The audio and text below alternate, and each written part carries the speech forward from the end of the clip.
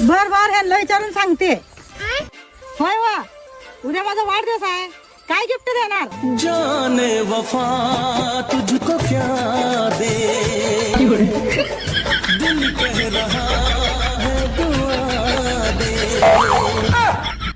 मला माहित होतं तुम्ही काय गिफ्ट देणार नाही मला, फक्त जेवाय तर हॉटेल मध्ये घेऊन चला की. मेरे हालात ऐसे हैं कि मैं कुछ कर नहीं सकता.